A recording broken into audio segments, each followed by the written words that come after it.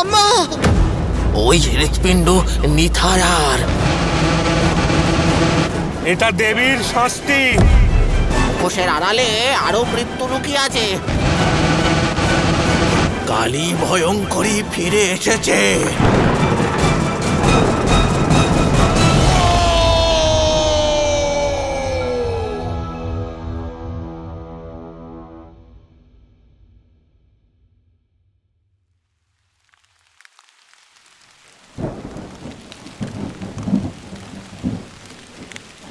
কেরালার বর্ষা, এটা নিয়ে নতুন করে বলার কিছু নেই। সারা বছর বর্ষার জল লেগে থাকে গ্রামের ঘরবাড়ি, নারকেল গাছ এবং নদীর পাড়ে। ত্রিশূর জেলার ওই ছোট্ট গ্রামটি যেন এই বর্ষার মধ্যেই থাকে, চারিদিকে থমথমে সবুজ, ঝোপঝাড়ের ফাঁকে ফাঁকে লাল মাটির পথ। আকাশ নেমে আসে মাথার ওপরে, আর সেই পথ ধরে হেঁটে চলেছে কোভালা। 15 কি 16 বছর হবে। চাপা মুখ, চোখে গভীর এক কৌতূহল, বুকের মধ্যে লুকিয়ে থাকা কোনো এক অব্যক্ত প্রশ্ন যেন সে আজও তার মায়ের চোখে খুঁজে ফেরে। সে জানে এই গ্রাম, এই মন্দির, এই নাচ, সবকিছুর মধ্যেই গা ঢাকা দিয়ে আছে তার বাবার মৃত্যু রহস্য। বেশ কয়েক বছর আগে এক বর্ষার রাতে কোভালার বাবাকে পাওয়া গিয়েছিল মৃত অবস্থায়। তার মুখে ছিল থিরার মুখোশ এবং শরীরে দেবীর সাজ। কেউ বলে দেবীর অভিশাপ, আবার কেউ বলে এ নাকি ষড়যন্ত্র। নিথায়া কোভালার মা, সেই দিন থেকে তিনি আর এই বিষয়ে মুখ খোলেননি। শুধু চোখের কোণে জমা থাকে দুশ্চিন্তা, কখনো কখনো বেরিয়ে আসে দীর্ঘশ্বাস হয়ে। আজ সকালে কোভালা একবার জিজ্ঞেস করেছিল তার মাকে, মা, বাবা মারা যাওয়ার দিন কি দেবীর সাজে ছিলেন? নিথায়ার চোখে এক অব্যক্ত ভয় প্রকট হতে দেখেছিল কোভালা। রান্নার হাঁড়িতে হাত থমকে যায় তার মায়ের। তারপর মাথা নিচু করে বলেছিল, এত পুরনো কথা ভুলে যা কোভালা। যা হারিয়েছে তার ফেরে না। কিন্তু কোভালা জানে সে থামবে না। থিরার নাচ সে শিখবেই শিখবে। উঠান থিরার যে নাচের মধ্যে লুকিয়ে আছে দেবীর আরাধনা, ভক্তির ছায়া এবং কোনো এক অজানা আতঙ্ক। সেই নাচের প্রত্যেকটা ভঙ্গিমা, প্রত্যেকটা ধ্বনি সে শিখতে চায়, কারণ সে জানে তার সকল প্রশ্নের উত্তর লুকিয়ে আছে ঠিক সেইখানেই।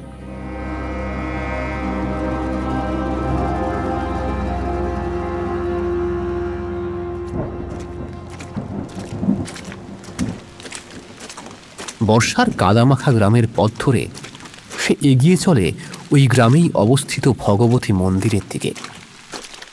মন্দিরের পুরনো পাথরের সিঁড়িতে জমেছে শ্যাওলা। বৃষ্টির ফোঁটায় চকচক করছে সবুজ ছত্রাক।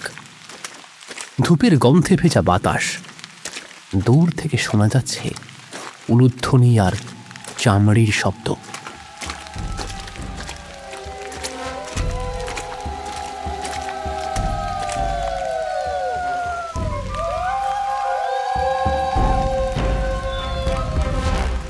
মন্দিরের আঙিনায় দাঁড়িয়ে আছে সেলভান, মাঝবয়সী, গম্ভীর মুখ, চোখে যেন কোনো লুকোনো কথার ছায়া। সে মন্দিরের সেবক। অনেকেই বলে সেলভান জানে গ্রামের সব গোপন কথা, কিন্তু তার ঠোঁট থেকে বেরোয় না কিছুই। সে শুধু বলে, উঠান থিরা নাচ এক দেবীর অভিশাপ। এই কথাটাই কিছুদিন আগে সেলভান বলেছিল কোভালাকে, কিন্তু কোভালা তাতে ভয় পায়নি, বরং তার ভিতরের কৌতূহল আরো জেগে ওঠে। নাচ সে শিখবেই, বাবার কথা জানবে সে। আর যাই হোক, মুখোশের আড়ালে থাকা রহস্য সে উদ্ঘাটন করবেই করবে। দূর থেকে দেখা যায় দুটো অপরিচিত মুখ, সাতোশি এবং কেইকো। জাপান থেকে আসা দুজন পর্যটক, তাদের চোখে মুগ্ধতা।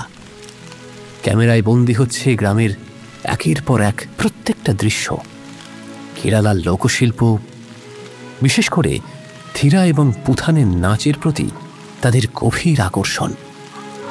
তারাও জানতে চায় এই নাচের আড়ালে কি সত্যিই কোনো দেবীর অস্তিত্ব আছে, নাকি এটা কেবলই একটা শিল্প।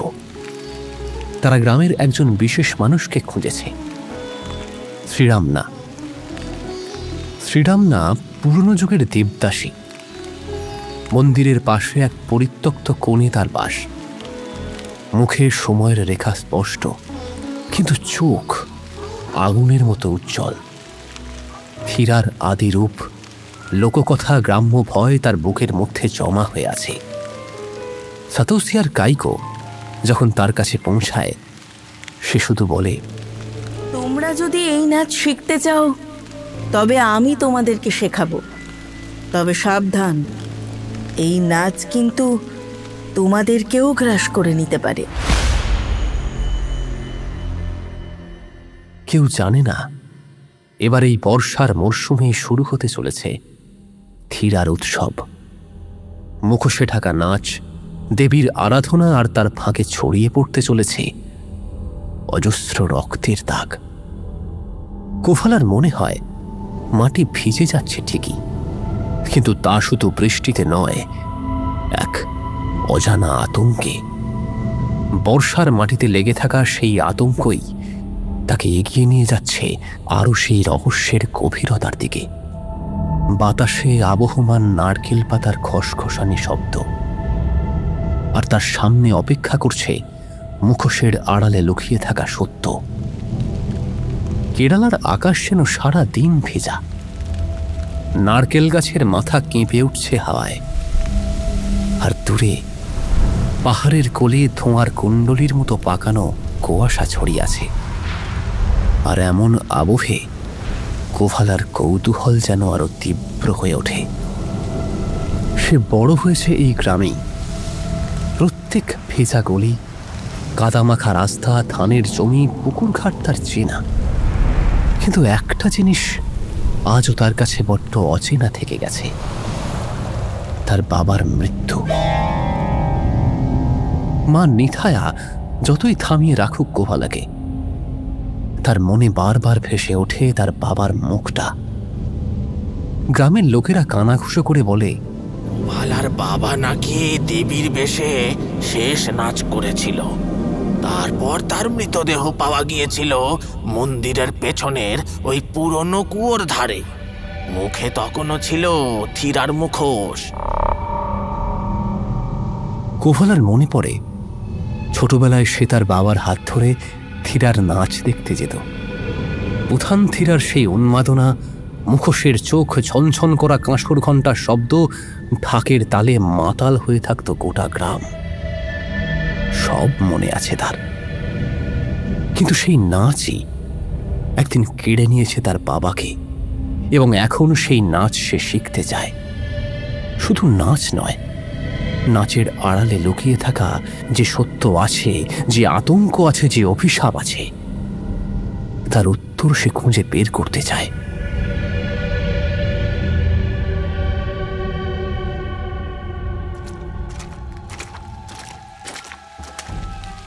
সেদিন সকালবেলায় সে পৌঁছে যায় ভগবতী মন্দিরের আঙিনায়।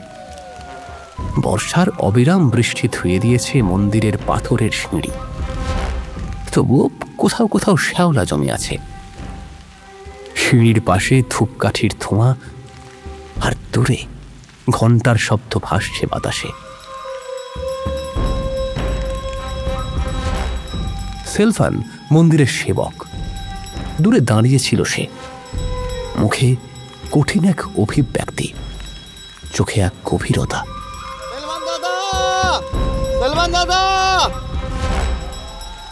সেলভান তার দিকে তাকিয়ে চোখে একরাশ বিরক্তি এবং এক নিরাসক্ত ভঙ্গি নিয়ে বলল, কি চাস কোভালা? থিরার নাচ শিখতে চাই। বাবা শিখতো, আমিও শিখব। সেলভানের চোখ দুটো ঠান্ডা। সে নিচু গলায় বলে, তোর বাবার কথা জানিস তুই? জানিস ওর শেষ দিন কিভাবে কাটলো? জানি না, তাই তো জানতে এসেছি। কোভালার চোখে এখন আর শিশুসুলভ ভয় নেই। সেলভান দীর্ঘশ্বাস ফেলল, তারপর বলল,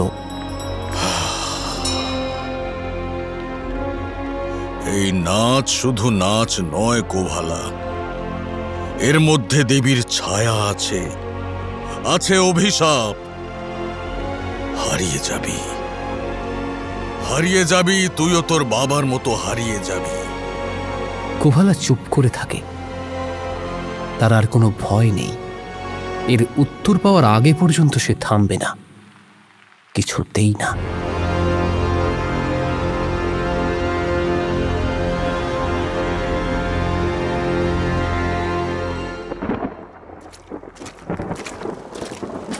সেদিন দুপুরে সে হাঁটতে হাঁটতে পৌঁছে যায় শ্রীরামনার কুঁড়ে ঘরের কাছে। পুরনো জীর্ণ মাটির ঘর, বাইরের উঠোনে তুলসী গাছ, আর ভিতরে একটা তেলের প্রদীপ জ্বলছে। শ্রীরামনা বসে আছে দরজার কাছে, সাদা কাপড়ের আঁচল দিয়ে মাথাটা ঢাকা। চোখ দুটো অদ্ভুত, যেন কত যুগ ধরে মাটির কথা, মানুষের মৃত্যু, দেবীর নাচ সে দেখে আসছে। আমার বাবার মৃত্যুর কথা জানতে চাই। কোভালার কথা শুনে শ্রীরামনার চোখ চকচক করে ওঠে, মুখে ফোটে এক রহস্যময় হাসি। হীরার নাচ শুরু হতে চলেছে কোভালা, তার আগে তোকে তো সব জানতে হবে। সে কোভালাকে ঘরের ভিতরে ডাকে। ঘরের কোণে রাখা কাঠের সিন্দুক থেকে বার করে পুরনো মুখোশ, হীরার মুখোশ। বড় বড় চোখ, বেরিয়ে থাকা জিভ আর ঝলমলে রং। কোভালার বুকটা কেঁপে ওঠে। এমন মুখোশ পরেই তো বাবা শেষ নাচ করেছিলেন। হ্যাঁ, তোর বাবা এই মুখোশই পড়েছিল। শ্রীরামনা মুখ নিচু করে বলে যায়, এই নাচ কোনো অভিশাপ নয় কোভালা, কিন্তু মানুষের মধ্যে লুকিয়ে থাকা ভয়, লোভ, ষড়যন্ত্র এই নাচকে অভিশপ্ত করে তুলেছে। তোর বাবার মৃত্যুর পেছনে দেবীর হাত ছিল না রে কোভালা, মানুষের হাত ছিল। কোভালার শিরদাঁড়া দিয়ে একটা ঠান্ডা স্রোত বয়ে যায়। বিকেল হয়ে আসে শ্রীরামনার এই সব কথায়। আকাশ আরো ভারী হয়, কালো মেঘ ঘিরে ফেলে যেন, আর তার সাথে মিশে থাকে বৃষ্টির সোঁদা গন্ধ। কোভালা জানে উত্তর সে পাবে, কিন্তু এত সহজে নয়। মুখোশের আড়ালে দেবীর মুখের ছায়ার ভিতর দিয়ে সে খুঁজে বের করবে আসল সত্যটা।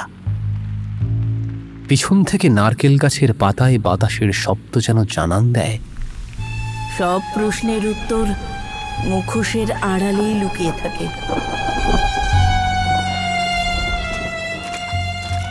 কোভালা পায়ে পায়ে এগিয়ে যায়, আর তার কৌতূহল তাকে নিয়ে যায় এক অজানা যাত্রার পথে।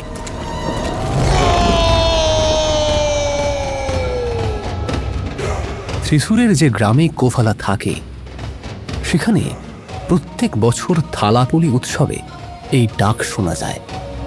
পুথান থিরার নাচ এই সময় হয়। এখানকার লোকেরা বলে, এই নাচ শুধু বিনোদন নয়, একটা বিশ্বাসের প্রতীক। দেবীর আগমনের জানান দেয়। পুরনো রীতিতে বিশ্বাস করা হয় এই নাচের মাধ্যমে গোটা গ্রামকে শুদ্ধ করা হয়।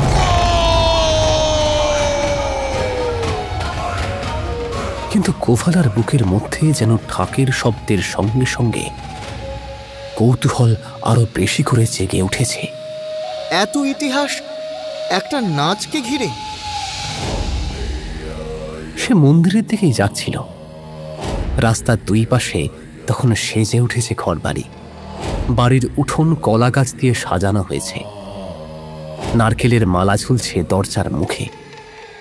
সাথে সবার বাড়ির সামনে আলপনা দেওয়া। বাড়ির ভিতর থেকে সম্বরের সুবাস ভেসে বেড়াচ্ছে পুরো গ্রামে এবং মাতিয়ে তুলেছে উৎসবে। কিছু বাড়ির সামনে পিঁড়ি পেতে বসে আছে বুড়ো বুড়িরা, তাদের চোখেও এক ধরনের উত্তেজনা। গ্রামের ছোট ছেলেমেয়েরা মাঠে খেলছে, আবার কেউ কেউ নাচের প্রস্তুতি নিচ্ছে। কিন্তু আকাশ জুড়ে কালো মেঘের আস্তরণ, তবু মানুষের মুখ উৎসবের আলোয় উদ্ভাসিত। কুফলা হাঁটতে হাঁটতে ভাবছিল, আচ্ছা, আমার বাবাও তো এই উৎসবেই অংশ নিত, এমনভাবেই তো থিরার নাচ করত। কিন্তু আমার বাবাকে কেন কেন এইভাবে মরতে হলো? কেন কেন? না না, আর আমি ভাববো না এসব কথা। আর ভাববো না। শিখতে হবে আমায় থিরার নাচ শিখতেই হবে। বাবা যে পথে এগিয়েছিলেন, আমাকেও সেই পথেই এগোতে হবে। কিন্তু এবার আমায় সবসময় চোখ খোলা রাখতে হবে, সব দেখতে হবে, সব বুঝতেই হবে আমায়। মন্দিরের আঙিনায় পৌঁছে সে থমকে যায়। ভগবতী মন্দিরের পাথরের দেওয়ালে নতুন করে চুনকাম করা হয়েছে। মাটির উপরে বৃষ্টির জল জমে আছে রাস্তায়। মন্দিরের বাইরে সেখানে মন্দির মেরামতির কাজ চলছে। মন্দিরের মূল ফটকে ঝুলছে রঙিন ফুল, তালপাতার তৈরি সাজ এবং কলার কাঁদি সাজানো রয়েছে। মন্দিরের ভিতর থেকে শোনা যাচ্ছে ঢাকঢোলের শব্দ এবং বাচ্চাদের দৌড়ঝাঁপের শব্দ। সেই ভিড়ের মধ্যে চোখে পড়ে আথিলান এবং আধাওয়ানকে। দুজনেই পুথানথিরার প্রশিক্ষিত নৃত্যশিল্পী, চওড়া কাঁধ, সুঠাম শরীর। কেরালার লোকেরা বলে তাদের মতো দক্ষ নাচিয়ে এই অঞ্চলে খুব একটা বেশি নেই। মুখ তাদের গাম্ভীর্যতায় পূর্ণ, চোখে তীব্র আলোর ছটা। তাদের পোশাকের ছলমনে লাল, সবুজ, সোনালি রং মিশে আছে গ্রামের মাটির সঙ্গে। কোফালা একটু সংকোচ নিয়ে এগিয়ে গেল। আচার্য, আমি এই নাচ শিখতে চাই। আথিলান তার দিকে তাকিয়ে হাসল, মুখে মৃদু অভিব্যক্তি, তবু চোখে যেন এক ধরনের সতর্কতা। তোর পরিবারও তো এই পথে হাঁটতো, তাই না? কুফলা মাথা নাড়ল। সে বুঝে গেছে গ্রামের সবাই জানে তার বাবার কথা। অতীতের সেই ঘটনা এখনো বিলীন হয়ে যায়নি। আধাওয়ান পাশে এসে চোখ দিল। এই নাচ সবাই শিখতে পারে না, এর জন্য লাগে মনের বিশ্বাস আর শরীরের জোর। তোমার আছে সেই জোর, সেই বিশ্বাস? কোফলা দমে গেল না। তার চোখে ছিল একরোখা সিদ্ধান্ত। সে জানে শরীরে জোর না থাকলেও তার মনের জোর আছে। বাবাকে হারানোর শোক, উত্তর খুঁজে পাওয়ার আগ্রহ তাকে কিছুতেই পিছিয়ে যেতে দেবে না। সে এগিয়ে গিয়ে জোর গলায় বলল, আমি পারব, আমাকে পারতেই হবে। ঠিক তখনই ভিড়ের মধ্যে থেকে দেখা গেল জাপানি পর্যটক সাতোশি এবং কেইকোকে। দুজনেই ব্যাকপ্যাক কাঁধে ছড়িয়ে ক্যামেরা হাতে করে ঘুরছে। তাদের চোখে মুখে বিস্ময় রয়েছে পুথানথিরাকে নিয়ে। তারা নাকি অনেক পড়াশোনা করেছে, এবার বাস্তবে দেখতে এসেছে কেরালার এই গ্রামের লোকশিল্পের আসল রূপ। সাতোশি ক্যামেরার লেন্স ঘোরাতে ঘোরাতে বলল, দেখো, বইয়ের পাতায় ইতিহাস যা পড়েছি তার থেকেও বেশি উজ্জ্বল এই উৎসব। আরে দেখো মুখোশগুলো, সেগুলো যেন প্রায় জীবিত। কুফলা বুঝতে পারল তারা বাইরে থেকে এলেও ভিতরের কৌতূহলটা ঠিক তার নিজের মতোই। তারা জানতে চায় মুখোশের আড়ালে কি সত্যিই শুধু সাজ, নাকি তার চেয়েও বেশি কিছু আছে। মন্দিরের মূল উঠোনে তখন থিরার প্রথম প্রস্তুতি চলছে। একটা বড় পাথরের স্তম্ভর পাশে সাজানো হয়েছে মুখোশ, রঙিন পালক, বড় বড় চোখ, লাল বেরিয়ে থাকা জিভ এবং সোনালি অলংকার। পুথানথিরার সেই মুখোশ হাতে নিয়েই শুরু হবে উৎসবের মূল পর্ব। এদিকে আথিলান এবং আধাবান প্রস্তুতি নিচ্ছে, আর একদিকে সেলভান চোখ রেখেছে সমস্ত আয়োজনের ওপরে। তার মুখ পড়া যায় না, কেমন যেন দূরত্ব রেখে সে সবকিছু নিরীক্ষণ করে চলেছে। শ্রীরামনা দূরে দাঁড়িয়ে মন্দিরের চূড়ার দিকে তাকিয়ে আছে সে। তার মুখে কোনো কথা নেই। একটু আগেও এক পশলা বৃষ্টি হয়ে গেছে। বৃষ্টির সোঁদা গন্ধ আরো ঘন হয়ে উঠেছে, আর সঙ্গে সঙ্গে ঢাকের তালও বেড়ে চলেছে।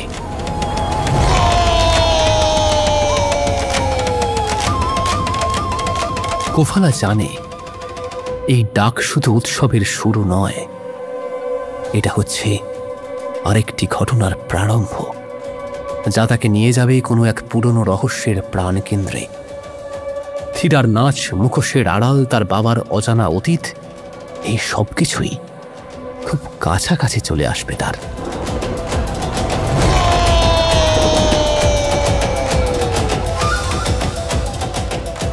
বৃষ্টি ঝরছে, থিরার ডাক চারদিকে ছড়িয়ে পড়েছে, আর কোভালার কৌতূহল যেন তাকে ধীরে ধীরে টেনে নিয়ে যাচ্ছে এক অজানা ভবিষ্যতের দিকে। পুরনো দিনের স্মৃতি কখনো মুছে যায় না। মাটি, পাথর, কুয়ার ধারে যেন সেই স্মৃতিগুলো জমা হয়ে থাকে।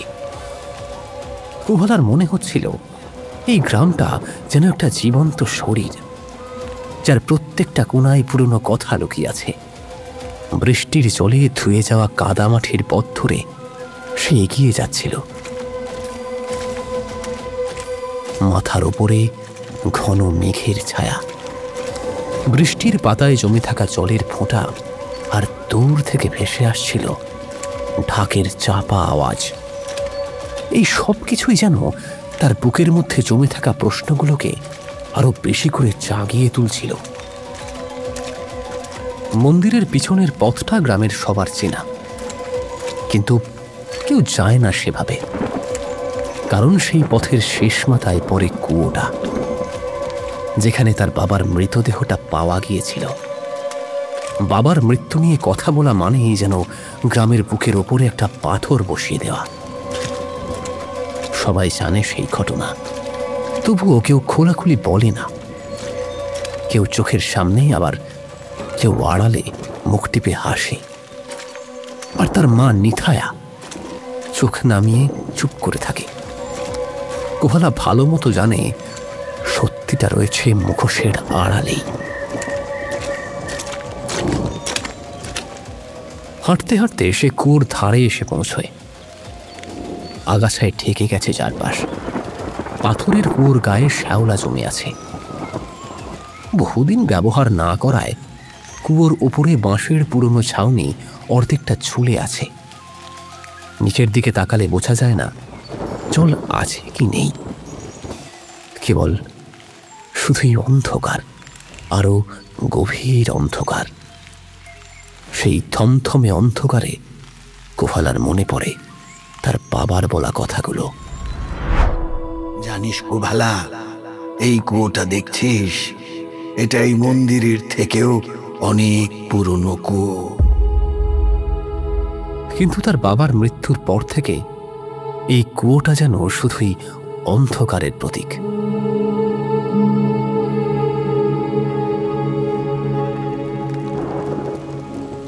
কুয়োটা থেকে একটু দূরে দাঁড়িয়েছিল রাজন মাস, বাবার পুরনো বন্ধু। মাথার চুল পাকাপাকি সাদা, চোখের কোণায় কোঁচকানো রেখা। তিনি কোফালাকে দেখে এগিয়ে এলেন। তুই আবার কোন ধারে এসেছিস? এই জায়গাটা মনের ওপর দাগ রেখে দেয় কোফালা। আমি দাগ মুছে ফেলতে আসিনি রাজন মাস, আমি সত্যিটা খুঁজে বার করতে এসেছি। রাজন মাস একটু থমকে গেলেন, তারপর ধীরে ধীরে কুয়োর পাথরে হাত রেখে বললেন, তোর বয়স তখন সবে 5 বছর। তোর বাবার শেষ থিরার নাচ ছিল। সেই বছরেই আমি দেখেছি ওর চোখে এক অদ্ভুত আলো ছিল। সেদিন সবাই নাচ দেখছিল, কিন্তু আমি জানতাম ওর মন কিছু একটাতে শান্ত ছিল না। কোভালার বুকটা ধক করে উঠল। কেন? কি হয়েছিল? রাজনের মুখের রেখাও আরো কঠিন হয়ে উঠল। অনেকদিন ধরে গ্রামে একটা চাপা সমস্যা হচ্ছিল, এই উঠান ঠিরা নাচ নিয়ে, মন্দিরের জমি নিয়ে আর মানুষের লোভ নিয়ে। তোর বাবা এইসব নিয়ে চুপ থাকতে পারেনি, বলেছিল মুখোশের আড়ালে থাকা সব কিছু সামনে আনবে, কিন্তু সবার পছন্দ হয়নি সেটা। তুমি বলতে চাও বাবার মৃত্যু দুর্ঘটনা ছিল না? এই গ্রামে দুর্ঘটনা খুব সহজে ঘটে না কোবালা। যা ঘটে তার পিছনে গল্প থাকে, ষড়যন্ত্র থাকে, আর থাকে ভয়। কুয়োর ধারে একটা দমকা বাতাসের ঝাপটা এলো। নারকেল গাছের পাতা সরসর করে শব্দ করে উঠল। কোফালার মনে হলো মাটি, গাছ, বাতাস সব যেন কান পেতে শুনছে তাদের কথা। সেদিন রাতের কথা মনে আছে তোর? তুই ঘুমিয়েছিলি। গ্রামের পুরনো লোকেরা, মন্দিরের সঙ্গে জড়িত কিছু মানুষ, সেলভান, সবাই ছিল ওই রাতে। নাচের শেষে তোর বাবাকে ডাকা হয়েছিল মন্দিরের পিছনে। তারপর দিন সকালে ওর ধারে পাওয়া যায় সেই মুখোশ পরা দেহ। কোভালার বুকের ভিতর শূন্যতা তৈরি হয়। এত বছর পরেও উত্তর মেলে না। সেলভান সেও জড়িত ছিল? রাজনের মুখ শক্ত হয়ে ওঠে। আমি কিছু বলছি না, শুধু এটুকু বলছি, তোর বাবার মুখোশের আড়ালের সেই চোখ রাতের শেষে নিথর হয়ে গেছিল, আর তার সত্যতা এখনো এই গ্রামের মাটির কোথাও লুকিয়ে আছে।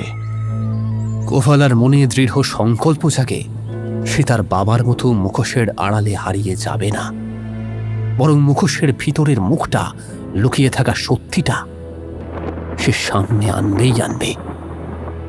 কুয়োর অন্ধকারের দিকে তাকিয়ে সে মনে মনে বলে, ঠিক এই কুয়োর পাশে আমি আবার ফিরে আসব। ফিরতে আমাকে হবেই। এইবার উত্তর নিয়ে আমি ফিরে আসব।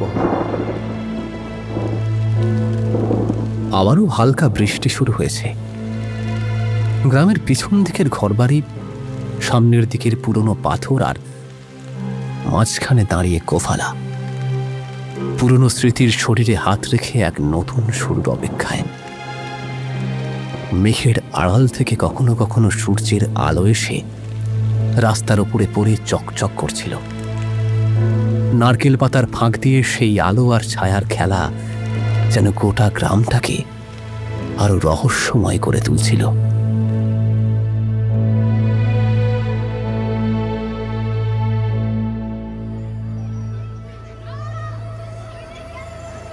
ভগবতী মন্দিরের উঠোনে তখন সাজসজ্জার শেষ পর্যায়ে। থুরির তাল কমে এসছে, তবে মানুষের চোখে মুখে অপেক্ষা আর উত্তেজনা।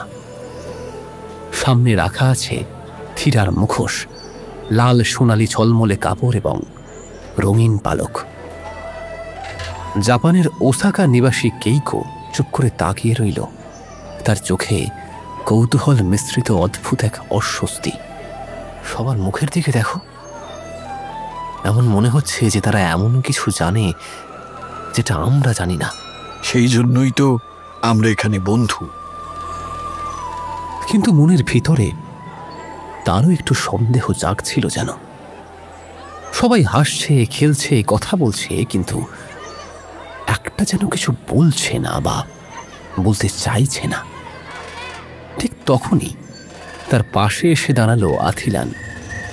উচ্চতায় প্রায় 6 ফুট ছুঁই ছুঁই, মুখে কঠিন রেখা, চোখের মধ্যে এক গা ছমছমে দৃঢ়তা। তার পাশেই আধাবান।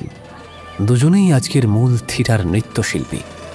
Welcome to our festival sir. আমরা অনেক কিছুই পড়েছি থিরা এবং পুথন নিয়ে, কিন্তু সামনে থেকে দেখব এটা ভেবেই অদ্ভুত লাগছে। এটা একদম অনন্য অনুভূতি। আমরা জানতে চাই এর ইতিহাস। এখনকার মানুষের কাছ থেকে সবকিছু জানতে চাই। সবকিছু? তার গলায় প্রশ্নের সঙ্গে সঙ্গে একটা অন্যরকম শীতলতা লক্ষ্য করল কেইকো। হ্যাঁ, বিশেষ করে এই উৎসবকে ঘিরে যে গুপ্ত গল্পগুলো রয়েছে সেগুলো জানতে চাই, যেগুলো সবার মুখে খুব একটা শোনা যায় না। আথিলান আর আধাবান একবার একে অপরের দিকে তাকালো। তারপর আথিলান নিচু গলায় বলল, তোমরা বরং একটা কাজ করো, তোমরা তাহলে শ্রীরামনার সাথে কথা বলো। তুমি থিরাকে জানতে চাও? পরক্ষণেই পিছন থেকে ভেসে এলো শ্রীরামনার কাঁপা কণ্ঠস্বর। সাদা শাড়িতে মোড়া, কপালে গলায় চন্দনের দাগ এবং চোখের গভীরতা এতটাই যে কিছু না বললেও যেন সব কিছু বলছে। তোমাকে তাহলে এই নাচের বাইরেও সবটা দেখতে হবে। নাচের বাইরে? লোকেরা গল্প লুকোয়, কিন্তু এই ভূমি সব মনে রেখে দেয়। যা যা অনাচার হয়েছে সব। কি গল্প? শ্রীরমনা কিছু বলল না, হাত দিয়ে মাটির দিকে ইঙ্গিত করল। তারপর ধীরে ধীরে হেঁটে গেল মন্দিরের ভিড়ের বাইরে।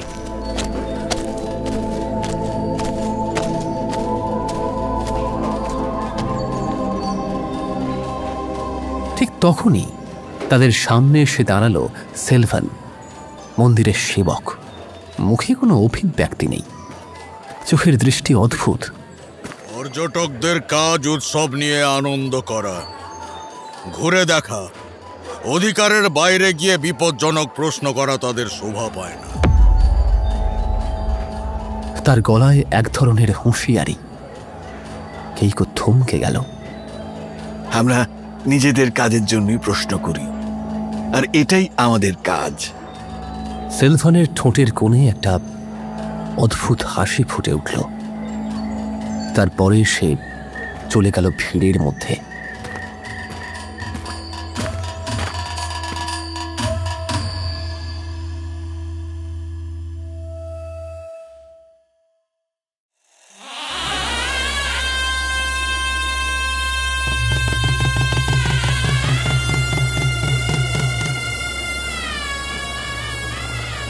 রাত বাড়তে থাকল। আথিলান এবং আধাবান নাচ শুরু করলো পাড়ার তালে তাল মিলিয়ে। সাতোশি ক্যামেরা তুলে নিল, কিন্তু আঙুল তার কাঁপছিল। দৃশ্যটা দেখে সে বুঝল এটা শুধু কোনো লোকনৃত্য নয়, মানুষের চোখে মুখে কোথাও একটা অজানা ইতিহাস চাপা পড়ে আছে। এটা শুধু নৃত্যাভিনয় নয়, এটা একটা পর্দার আড়ালের মতো। এর আড়ালে নিশ্চয়ই কিছু লুকোনো আছে। সাতোশি ক্যামেরার লেন্স ঘুরিয়ে বলল, এবং আমাদের কাজ হলো সেই গল্পটাই সামনে নিয়ে আসা।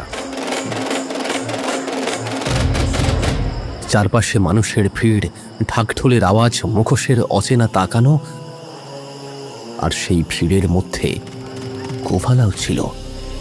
তার মুখে তখন কঠিন এক সিদ্ধান্ত। অতীতের প্রতিচ্ছবি ঘিরে ফেলেছে তাকে। সাতোশি জানে ডকুমেন্টারির বাইরে গিয়ে গল্পের ভিতরে ঢুকতে হলে শুধু ক্যামেরা নয়, সাহসও লাগবে, আর সেও প্রস্তুত।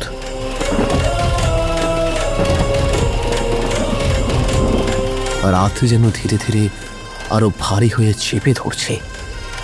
বৃষ্টির ফোঁটা কমে এলেও আকাশ ঘন মেঘে ঢাকা, আর তার নিচে গ্রামটি যেন থম মেরে দাঁড়িয়ে আছে। গাছের পাতায় হাওয়ার দাপট, দূরে জঙ্গলের ফাঁক দিয়ে ভেসে আসছে রাত চড়া পাখিদের ডাক।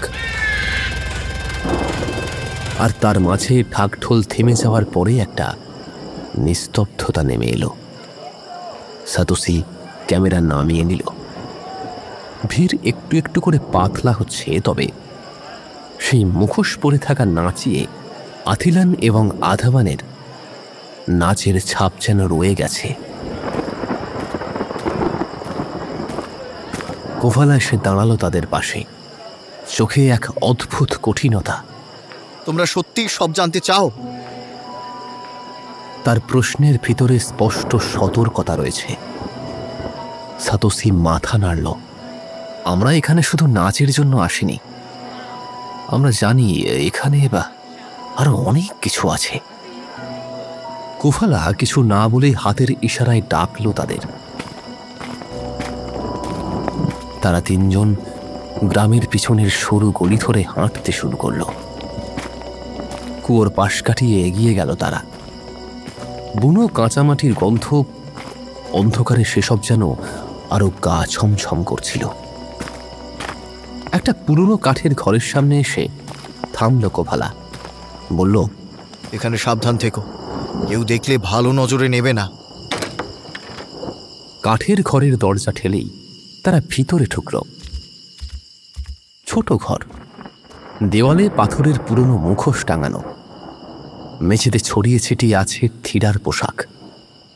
ঘরের এক কোণে একটা পুরনো কাঠের ট্রাঙ্ক রাখা।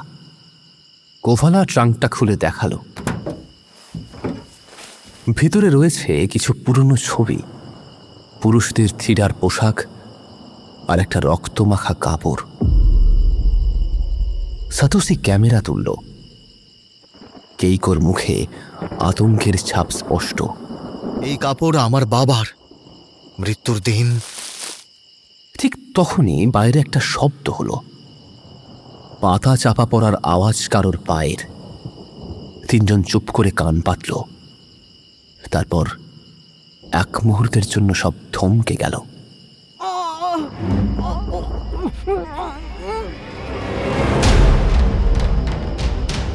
বাইরে থেকে একটা চাপা আর্তনাদের শব্দ শোনা গেল, যেন গলা চেপে ধরে কেউ শেষ নিঃশ্বাস ত্যাগ করছে।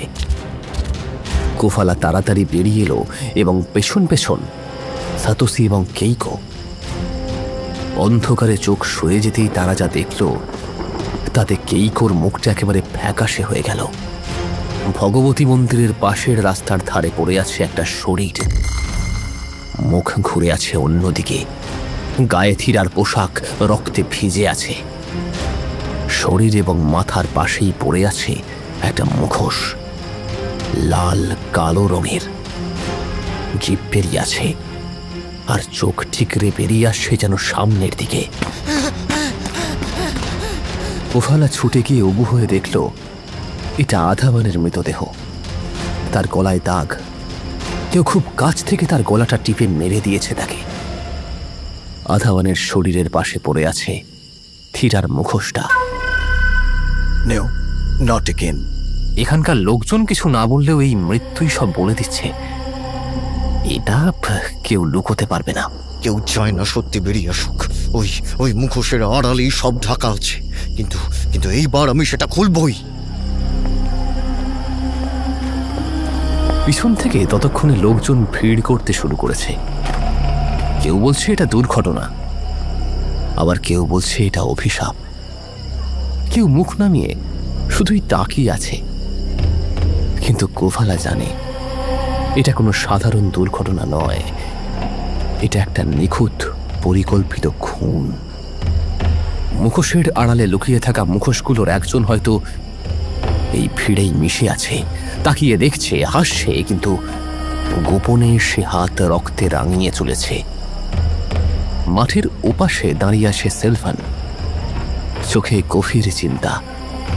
তার মুখে কোনো শব্দ নেই, শুধু চোখ দিয়ে তাকিয়ে আছে কোফালার দিকে, যেন ইঙ্গিতপূর্ণ হুঁশিয়ারি।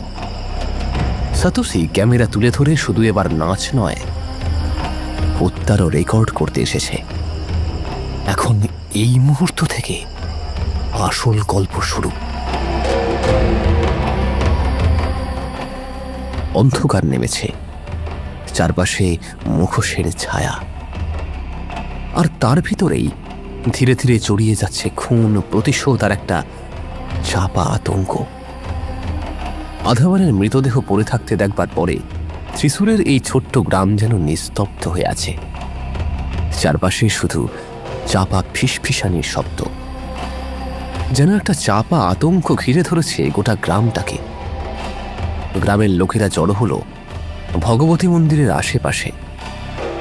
মুখে কেউ কিছু বলছে না, কিন্তু চোখে মুখে অদ্ভুত আতঙ্কের ছায়া। শুধু কানে আসছে কিছু মানুষের ফিস ফিস শব্দ।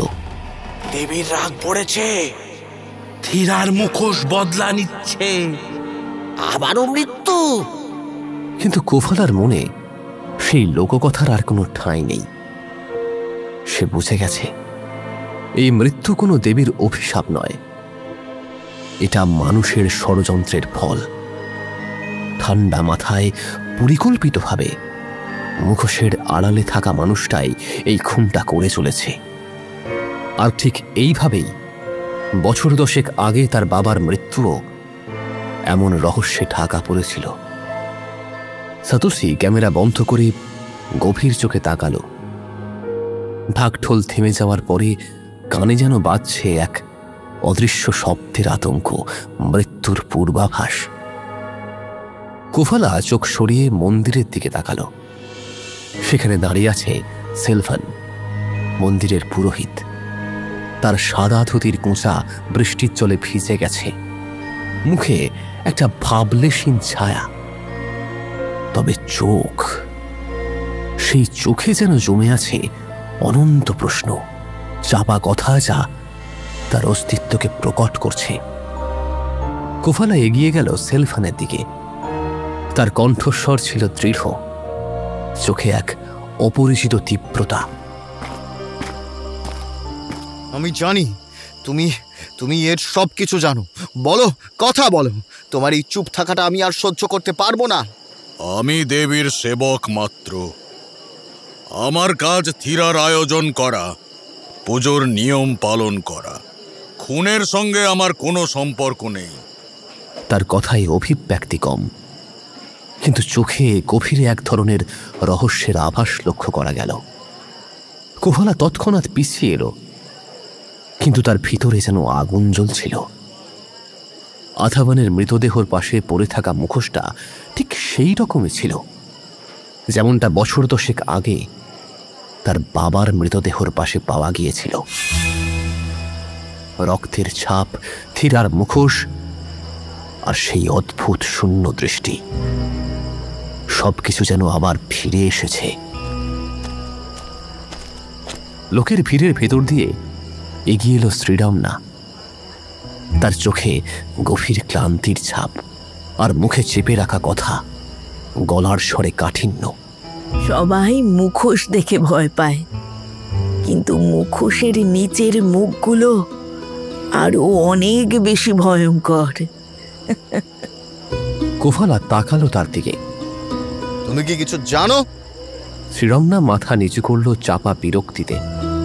জানি, তবে বলার সাহস এ গ্রামে কারো নেই। এখানে কথা বললে মানুষ হারিয়ে যায়, মুখোশ পরে ফিরে আসে শুধু। সাতোশি তৎক্ষণাৎ ক্যামেরা সুইচ অন করলো, চোখে দৃঢ় সংকল্প তার। We are here to tell the truth. আবার একটা খুন হওয়ার আগে সবটা বলো আমাদের। এই কথাটাই যেন অশুভ হয়ে দাঁড়ালো। ঠিক সেই মুহূর্তেই এক বৃদ্ধা শাড়ি এলোমেলো করে ছুটে এলো ভিড়ের মধ্যে থেকে, চোখে জল, কণ্ঠে আতঙ্ক।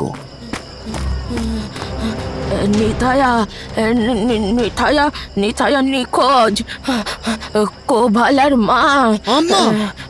লোকজনের চাপা উত্তেজনা আরো বেড়ে গেল। কেউ কেউ বলল, ও বৃদ্ধা জানতো অনেক কথা। ওর স্বামীর মতো এবারও থিরার মুখোশ আবার নেমে এসেছে। কোফালা আর দাঁড়িয়ে থাকতে পারল না। সে সোজা দৌড় লাগালো নিজের বাড়ির দিকে।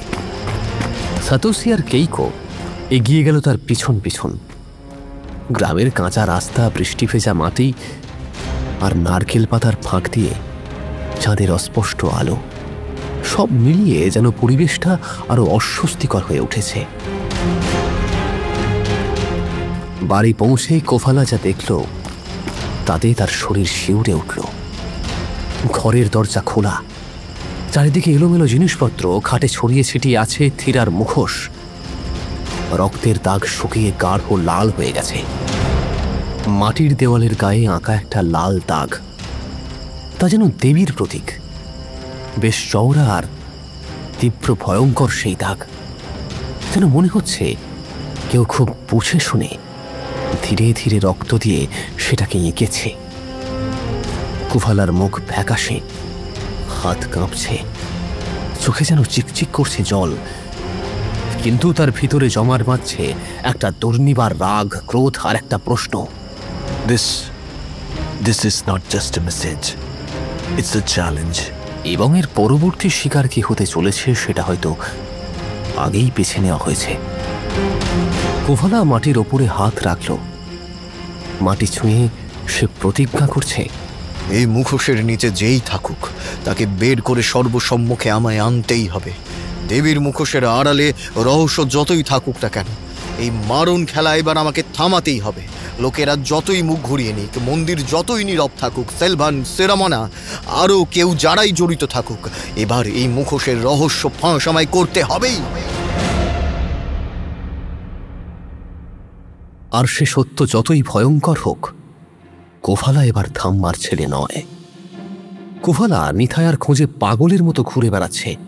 ঘর, উঠোন, পাশের রাস্তা, কোথাও তার মা নেই। শুধু মাটিতে পড়ে থাকা রক্তের দাগ, থিরার মুখোশ আর দেওয়ালে আঁকা সেই লাল রক্ত চিহ্ন যেন কোনো ঠান্ডা শিহরণ জাগাচ্ছে শরীরের ভিতরে। কিন্তু সবার মুখে একটাই কথা, দেবীর রাগ, হীরার বদলা। কিন্তু কুফালা জানে এই সব কথার আড়ালে লুকিয়ে আছে এক কুৎসিত এবং কৌশলী মানুষ। দেবীর নামে ঠেকে রাখা হয়েছে ব্যক্তিগত প্রতিশোধের গল্পটা।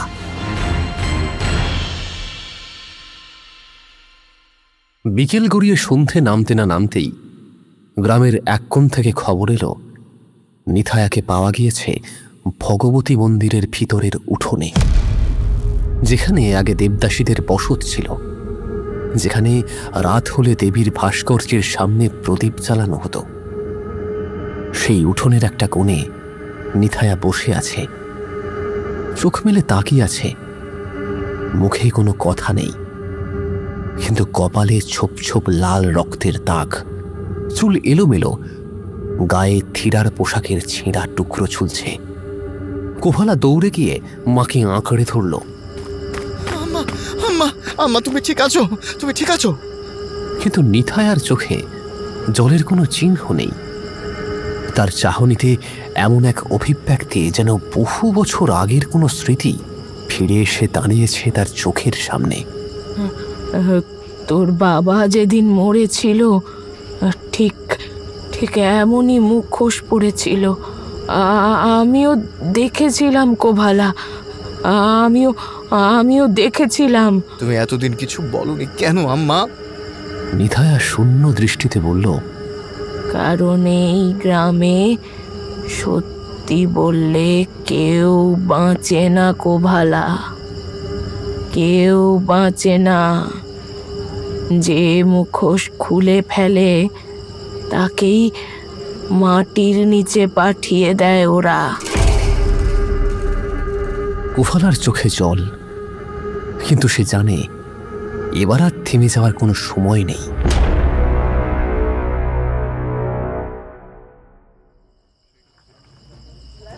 সেই রাতেই আরো এক অদ্ভুত ঘটনা ঘটল। মন্দিরের পিছনের জমিতে, যেখানে পুথানথিরার দল প্রস্তুতি চালাচ্ছিল, হঠাৎ করেই সেখানে আলো নিভে গেল। ঢাকঢোল থেমে গেল, চারদিকে নিস্তব্ধতা। সাতোশি আর কেইকো ক্যামেরা হাতে এগিয়ে গেল কুফালার পিছনে। সেখানে গিয়ে তারা যা দেখল তাতে তাদের শরীর ঠান্ডা হয়ে গেল। একজন থিরা নাচের পোশাক, গয়না এবং মুখোশ পরে দাঁড়িয়ে আছে সেখানে। মুখোশের রং কালচে লাল, চোখ দুটো জ্বলছে, জিভ বেরিয়ে আসে দেবীর মতন। আর তার হাত পা থেকে অদ্ভুতভাবে ছড়ছে কাদা আর রক্তের মতো মিশ্রিত জল। মনে হচ্ছে পুরো শরীর কেমন অস্পষ্ট, কেমন যেন বাস্তব আর অবাস্তবের মাঝখানে সে দাঁড়িয়ে আছে। চারপাশের নাচিয়েরা থমকে দাঁড়িয়ে আছে, কারোর মুখে কোনো শব্দ নেই। কেউ বলছে, না, এটা দেবীর প্রকাশ। আবার কেউ বলছে, না এটা একটা খেলা, কারণ মুখোশের আড়ালে থাকা সেই মুখ কোনো মানুষের নয়, আবার কোনো অদৃশ্য শক্তিরও নয়, ঠিক মাঝের কোনো ভয়ঙ্কর অবস্থান একটা। সাতোশি ক্যামেরা তুলে ফ্রেমবন্দি করল সেই মুখোশধারীকে, কিন্তু ক্যামেরার ভিউ ফাইন্ডারে তাকিয়ে সাতোশি যা দেখল তাতে তার শরীর শিউরে উঠল। ক্যামেরায় স্পষ্ট দেখা যাচ্ছে মুখোশের ফাঁক থেকে ঝুলে আছে নিথায়ার হারানো গলার হার। কোভালা এগিয়ে গিয়ে মুখোশধারীর সামনে দাঁড়ালো। কে তুমি? কোনো উত্তর নেই, শুধু চোখ দুটো স্থির। ঠিক তখনই একটা তীব্র শব্দ হলো, যেন মুখোশ ভেঙে চৌচির হয়ে গেল। মুহূর্তের মধ্যে মুখোশের নিচ থেকে বেরিয়ে এলো একটা চেনা মুখ। সিলভান! ভগবতী মন্দিরের পুরোহিত। মুখে তার রক্তের ছাপ, চোখে নীরবতা, তার মুখের অদ্ভুত একটা হাসি। লোকজন স্তম্ভিত, কারোর মুখে কোনো শব্দ নেই। সিলভান মুখ তুলে বলল, মুখোশের আড়ালে থাকলে বাঁচা যায়, কিন্তু সত্যি সত্যি বললে এখানেই মৃত্যু হয়। মৃত্যু। কোভালার শরীর কেঁপে উঠল। সে বুঝতে পারল এই খেলা এখনো শেষ হয়নি। মুখোশ খুলেছে ঠিকই, কিন্তু এর গভীরে লুকিয়ে আছে আরো অনেক মুখ, আরো কোনো মৃত্যুর গল্প আর কালী মায়ের নাচ। মুখোশ আর মানুষের পাপ সব মিলিয়ে তৈরি হয়েছে এমন এক জট, যার শেষ কোথায় কেউ জানে না। মন্দিরের পাশে থমকে দাঁড়িয়ে আছে সবাই, চোখে মুখে আতঙ্ক। সিলভানের মুখ থেকে মুখোশ খুলে যাওয়ার পরে গ্রামের লোক সব চুপ হয়ে গেছে। কেউ কেউ জড়ো হয়েছে মন্দিরের পাশের উঠোনে, আবার কেউ কেউ দূরে দাঁড়িয়ে দেখছে। কোভালা মাটিতে বসে পড়া নিথায়ার পাশে দাঁড়িয়ে। নিথায়ার মুখ শুকিয়ে গেছে ভয়ে আর আতঙ্কে, সেটা তার চোখ দেখলে স্পষ্টত বোঝা যায়। সিলভান সামনে দাঁড়িয়ে, মুখে চাপা হাসি। চোখ থেকে মনে হচ্ছে যেন নিজের মধ্যে নেই সে। গ্রামেরই কেউ একজন বলল, ও ও নিজেকে দেবতা ভাবে। লোকজন চমকে তাকালো। এই কথা তার কানে গেলে কি হবে তা কেউ জানে না। এতদিন যা যা ঘটেছে সব জানো তুমি। মুখোশের আড়ালে লুকিয়ে থাকা খুন, আমার বাবা আধাবনের মৃত্যু, মায়ের হারিয়ে যাওয়া। এই গ্রাম এমনই, মুখোশ ছাড়া এখানে কিছুই ঘটে না, কিচ্ছু না। কোভালা চমকে উঠল। তার মনে পড়ে গেল ছোটবেলায় তার বাবার কথা, থিরার মুখোশ আর সেই রহস্যময় মৃত্যুর রাত। তোর বাবা থিরার পোশাক পরে দেবীর নাচ করত, কিন্তু সে খুন হয়েছিল। খুন, সবাই জানে সে কথা। আর এবার আধাবন। আমরা জানতে চাই কেন ঘটছে এগুলো। আসলে কি আছে এই মুখোশের আড়ালে? সিলভান তার মুখ ধীরে ধীরে নিচের দিকে নামালো। তার ভিতরে ঠিক ঠিক করে জ্বলছে চাপা আগুনের রেশ। মুখোশই একমাত্র রক্ষা কবচ, একমাত্র, আর সত্য তার ভেতরেই প্রতিষ্ঠিত। পিছন থেকে গ্রামের লোকজনের একটা চাপা কথাবার্তা শোনা গেল। পুরোহিতি যদি এসবের সাথে জড়িয়ে থাকে, তাহলে আমরা কার কাছে যাব? এটা দেবীর পরীক্ষা নাকি মানুষের পাপ? ঠিক তখনই গ্রামের একজন বুড়ো এগিয়ে এসে কাঁপা কাঁপা গলায় বলল, আমি দেখেছিলাম আগের রাতের থিরা নাচের পর মন্দিরের পেছনে রক্তের দাগ। সুয়াস। বৃদ্ধ লোকটি তাদের মন্দিরের পিছনের দিকে নিয়ে গেল। সবাই তাকে অনুসরণ করে এগিয়ে গেল পুরনো কুয়োর ধারে। তারা দেখতে পেল কুয়োর গায়ে শুকিয়ে যাওয়া রক্তের দাগ, আর পাশে ধীরার একটা ছেঁড়া গহনা পড়ে আছে। হ্যাঁ, এখানেই তো এত বছর আগে আমার বাবার মৃতদেহ পড়েছিল।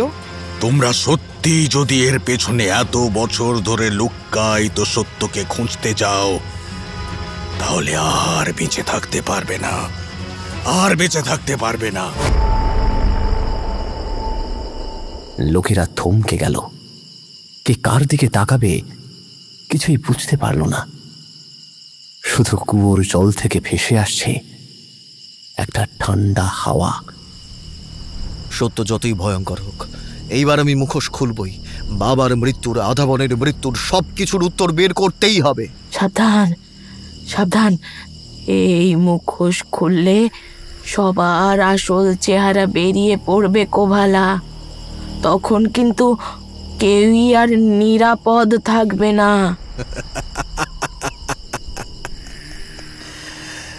কিছু জিনিস তো লুকিয়ে থাকাই ভালো, তাই না? কিন্তু কোভালা জানে দেরি করার আর সময় নেই। মুখোশ খুললেই হয়তো বেরিয়ে আসবে আরো কোনো লুকোনো মৃত্যু, আরো রক্তের দাগ। কিন্তু মুখোশের আড়ালে পচে যাওয়া সত্যকে আর ঢেকে রাখা যাবে না। সাতোশি ক্যামেরা চালু করল। কেইকো বলল, মুখোশের আড়ালে যাবতীয় মিথ্যে সবার সম্মুখে আনার সময় হয়েছে এবার। আবার বৃষ্টি শুরু হলো। মনে হচ্ছিল যেন আকাশও আজ অবগত। এবার ধীরার মুখোশ খুললে সত্যি ঠিকই বের হবে। সবার বুকের ভিতর বারবার কেঁপে উঠছিল একটা অজানা আতঙ্কে। চারপাশে ঢাকঢোলের বোল, কাঁসরের ঝংকার, কাঁপা আলোয় ধীরার মুখোশ পরা নৃত্যশিল্পীদের ছায়া স্পষ্ট। ভগবতী মন্দিরের সামনে লোক জড়ো হচ্ছে, চোখে মুখে উৎসাহের ছাপ। তবে কানাঘুষো ব্যাপারটা এখনো চলছে গতকালের ঘটে যাওয়া মৃত্যুগুলো নিয়ে।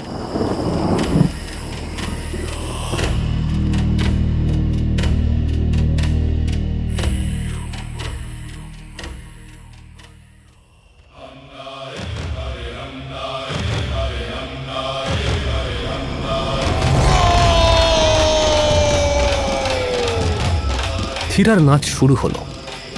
মুখোশ পরা পুরুষরা উজ্জ্বল পোশাক, বিশাল মুখোশ, চোখ বড় বড় করে রঙিন সব দেবীর রূপ ধারণ করেছে। ঢাক বাজছে প্রবল বেগে, করতালের ঝংকারে নাচছে তারা।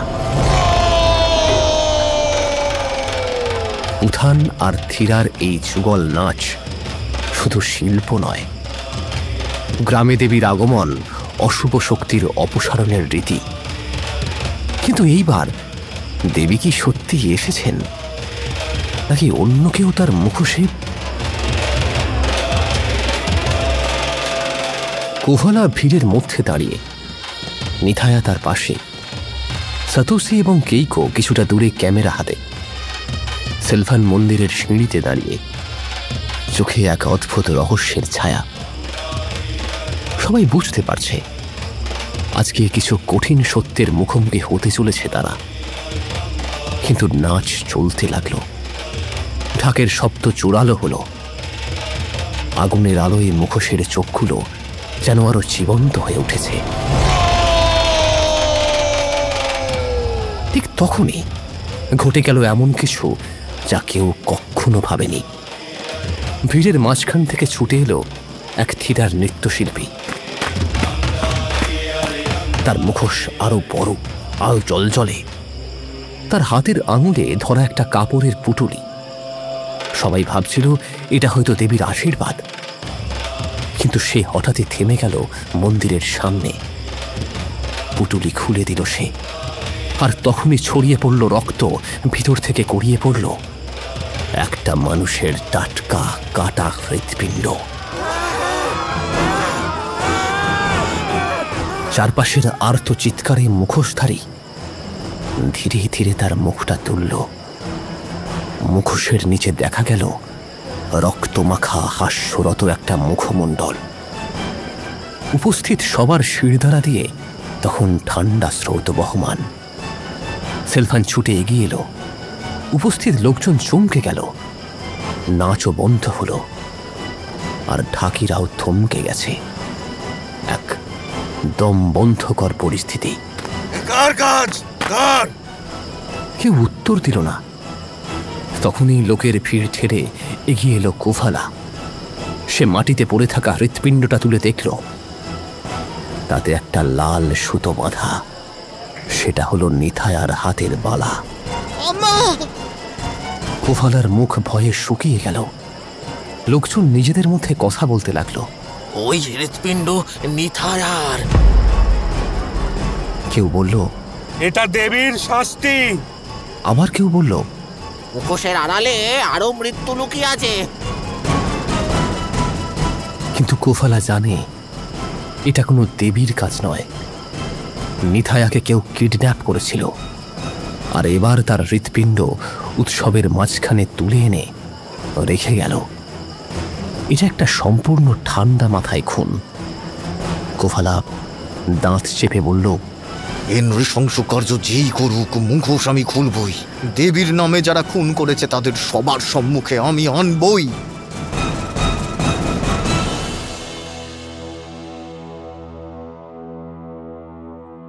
থিরার উৎসব প্রাথমিকভাবে থমকে গেলেও ঢাক আবার বেজে উঠল।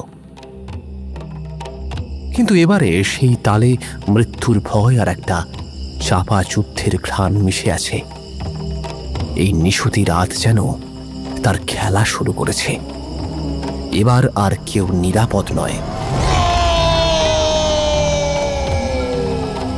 গ্রামে থমথমে পরিবেশ। নিথায়ার কাটা হৃৎপিণ্ড উদ্ধার হওয়ার পরে পুরো গ্রাম স্তব্ধ। মুখে কেউ কিছু বলছে না, কিন্তু চোখে এক আতঙ্ক আর সন্দেহের ছায়া। কিন্তু থিরার নাচ থেমে যায়নি, কারণ গ্রামের লোকেরা জানে এই নাচ দেবীর অভিশাপ নয়, বরং অশুভ শক্তিকে ধ্বংস করার একমাত্র উপায়। পুথান আর থিরার এই যুগল নাচ যখন শুরু হয়, তখন গ্রামের গায়ে কলঙ্ক মোছার আশ্বাস জাগে। দেবী কালী রূপে এখানে আসেন, তবে তার মুখোশের আড়ালে বাস্তবের অন্ধকারও লুকিয়ে থাকে বটে। সাতোশি আর কেইকো ক্যামেরা হাতে ঘুরে ঘুরে নাচ, মুখোশ আর লোকজনকে চোখে চোখে রেখেছে। তারা রেকর্ড করছে সবটা। কোফালা আজ সোজা গেল ভগবতী মন্দিরের পুরনো অংশে। সেখানে এক ধ্বংসপ্রায় ঘর, যেখানে পুরনো মুখোশ, ঢাক, বাজনা জমিয়ে রাখা হয়। সেখানে বসেছিল শ্রীরমনা, সেই রহস্যময় দেবদাসী, মুখ নিচু করে মুখোশ পালিশ করছে এক মনে। তুমি তো জানো এত মৃত্যু, নিথায়ার কাটা হৃৎপিণ্ড, এসব কার কাজ? কোফালা উৎসুক হয়ে তাকে জিজ্ঞাসা করল। শ্রীরমনা মুখ তুলল, চোখে গভীর ক্লান্তি আর রহস্য। ইরা আর পুথান নাচ শুধুমাত্র অপশক্তি দূর করার জন্য নয়, কিন্তু মুখোশের আড়ালে যদি মানুষ নিজেও অশুভ হয়ে ওঠে, তখন দেবীও অসহায় হয়ে ওঠেন। তাহলে কে করছে এসব?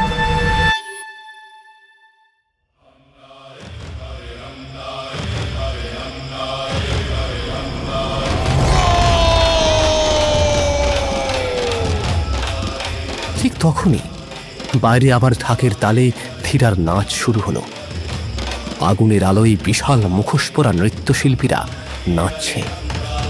তাদের চেহারা দেবীর মতো, চোখ বড় বড়, জিভ বেরিয়ে আছে, অলংকার ঝকমক করছে। কিন্তু কোফালার চোখ বারবার ফিরে তাকাচ্ছে সেলফানের দিকে। পুরোহিতের চোখে তখন আতঙ্কের ছায়া। কেইকো এসে আস্তে করে বলল, "We checked. The blood on the mask is not random. It's marked." Satoshi camera তাক করল সেলফানের দিকে। মঞ্চের পাশে থিরার একজন নাচতে নাচতে হোঁচট খেয়ে পড়ে গেল। লোকজন ছুটে গেল তার দিকে, কিন্তু কোফালা গিয়ে দেখল তার মুখোশ খুলে গেছে। কিন্তু সেই মুখ একেবারে অচেনা। সে গ্রামের কেউ নয়। তার বুকের ওপরে রক্তের দাগে লেখা, "devil hides inside." No mask hides forever.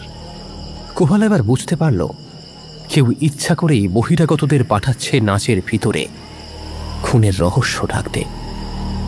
এই আগুন, নাচ, মুখোশ সবই অপশক্তি দূর করার জন্য। কিন্তু যদি মানুষ নিজেই অশুভ হয়, দেবীর রূপ নেয় খুন করতে, তখন মুখোশও আমাদেরকে রক্ষা করতে পারে না। মিথ্যার মুখোশে সব সত্যিকে লুকিয়ে রাখেন দেবীও, কিন্তু মানুষই মানুষের সর্বনাশ করে। কোভালার মাথা ঝিমঝিম করে ওঠে। তার বাবার মৃত্যুর স্মৃতি, আধাবনের কাটা মাথা, নিথায়ার হৃৎপিণ্ড, আর এখন এই নতুন খুন। আর এই সব কিছুর পেছনে মুখোশ পরা একটা মানুষ। সাতোশি ক্যামেরা তুলে বলল, এই নাচটা বিপজ্জনক নয়, কিন্তু নাচের মধ্যে যা লুকিয়ে আছে সেটা ভয়ঙ্কর বিপজ্জনক। কোভালা জানে এই সত্য উদ্ঘাটন করতে তাকে শেষবারের মতো মুখোশের আড়ালে ঢুকতেই হবে। থিরার উৎসবে তাকে নামতে হবে, নাচতে হবে দেবীর বেশে। তখন হয়তো বোঝা যাবে যে কে এই রক্তাক্ত খেলার নেতৃত্ব দিচ্ছে।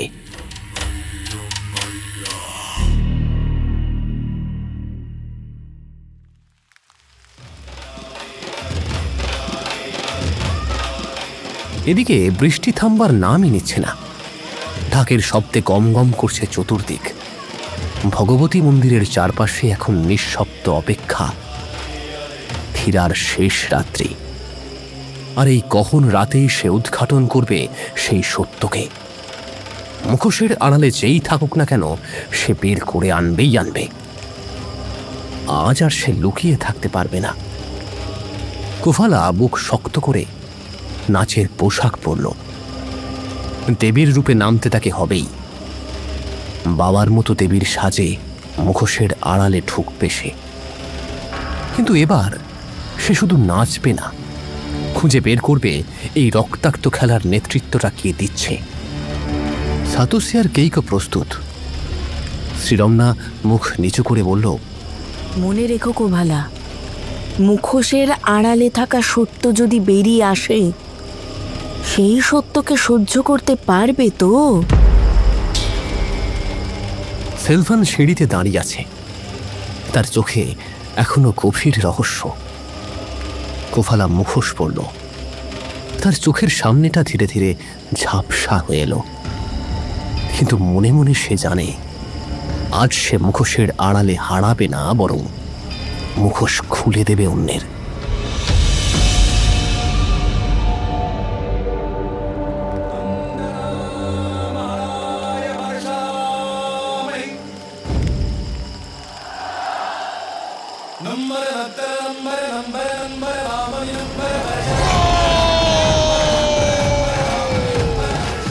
থিরার নাচ আবার শুরু হলো।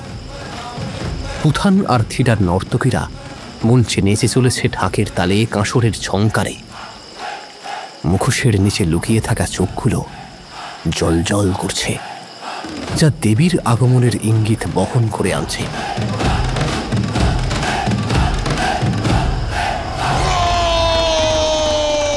কোভালা মিশে গেল সেই ভিড়ে। তার চোখে শুধু একটাই লক্ষ্য, সেলভান পুরোহিত, যাকে সে সন্দেহ করছে সেই শুরু থেকেই। নাচ চলছে।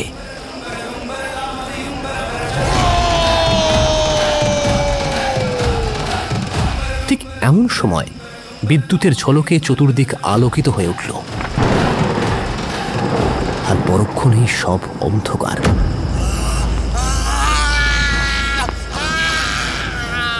শোনা গেল লোকজনের ভয়ার্ত চিৎকার। ঢাকের শব্দ স্তব্ধ হল। চারপাশে থমথমে অন্ধকার।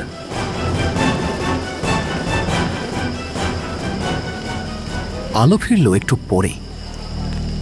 সবাই দেখল মঞ্চের মাঝখানে পড়ে আছে একটা বিশাল মুখ, আর মুখোশের পাশে সেলভানের নিথর দেহটা। তার বুকের উপরে গাঁথা আছে একটা ধাতব ত্রিশূল, মুখ খোলা, চোখ স্থির, মুখে ভয়ের ছাপ পরিষ্কার বোঝা যাচ্ছে। কেউ বুঝতে পারল না ঠিক কিভাবে খুন হলো এত লোকের মাঝে, এত চোখের সামনে। কেউ সেটা টেরও পেল না। কোফালা এগিয়ে গিয়ে হাতে তুলে নিল মুখোশটা। সাতোশি দেখল মুখোশের ভিতর দিকে লাল রঙে লেখা, ডেভিল এন্ডস ইনসাইড। দেবী নিজে এসে খুন করলো। কেউ বলল, অভিশাপ শেষ হলো। কিন্তু কোফালা জানে দেবীর নাম নিয়ে অন্য কেউ এই খুনগুলো করছে। এইসব মানুষের খেলা, মুখোশের আড়ালে লুকিয়ে থাকার পরিকল্পনা। কেউ মুখোশের ফাঁকে নাচের তালে আলো নিভিয়ে ঠান্ডা মাথায় সেলফানকে খুন করেছে। সাতোশি ক্যামেরা চালু করে বলল, we got it, the final play.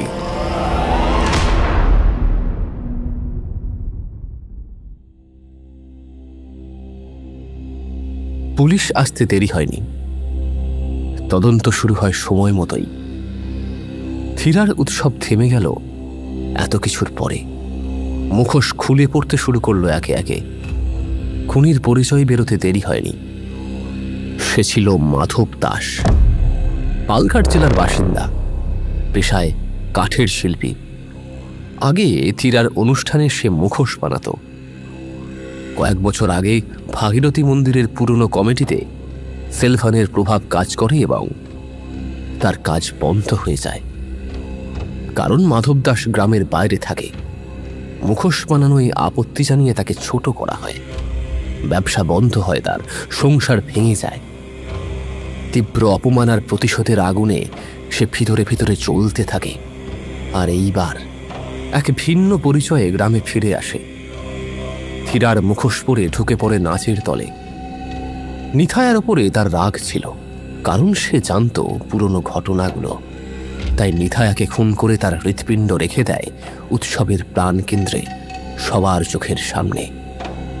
শেষে সুযোগ পেয়ে সেলফানকে খুন করে, আর সব দোষ দেবীর অভিশাপের ঘাড়ে চাপিয়ে নিজেকে আড়াল করতে চেয়েছিল। কিন্তু কোফালা জানে এত সহজ নয় সবকিছু। মুখোশ খুললেও মানুষের ভিতরের অন্ধকার একদিনে শেষ হয় না। কোফালা নিজের মুখোশটা খুলে রেখে বলল, থিরার নাচ দেবীর, কিন্তু মানুষ যদি নিজের ভেতরের অন্ধকার না বদলাতে পারে তবে এই খেলা চলতেই থাকবে। ভগবতী মন্দিরের আগুন নিভে গেছে অনেকক্ষণ। সময় যেন থমকে গেছে। নিথায়ার মৃত্যু, সেলফানের রক্তাক্ত শরীর, এই সব মিলিয়ে মুখোশের আড়ালে লুকিয়ে থাকা রহস্য যেন আরো ঘনীভূত হয়েছে। ঠিক এমন সময় সাতোশি আর কেইকোর হাতে এসেছে এমন কিছু যা শুধু বর্তমানে নয়, অতীতের অন্ধকারেও আলো ফেলতে শুরু করেছে। সাতোশির হাতে ধরা পুরনো পত্রিকার ছেঁড়া পাতাটা ঠান্ডা হাওয়ায় ফরফর করে উঠল।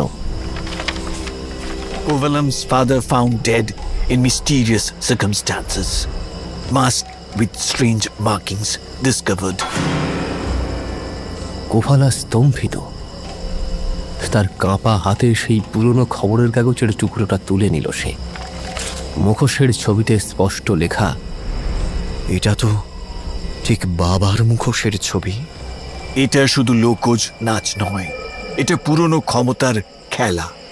তোমার বাবা কোনো অভিশাপের শিকার নয়, কোনো পরিকল্পিত হত্যার শিকার। কোফালার মনে পড়ে গেল ছোটবেলাকার সেই মৃদু স্মৃতি। এইরকমই এক উৎসবের রাতে বাবার উত্তেজিত মুখ, মা নিথায়ার কান্না, কথা কাটাকাটি, আর তারপরে সেই খবর, মৃতদেহ, মুখোশ।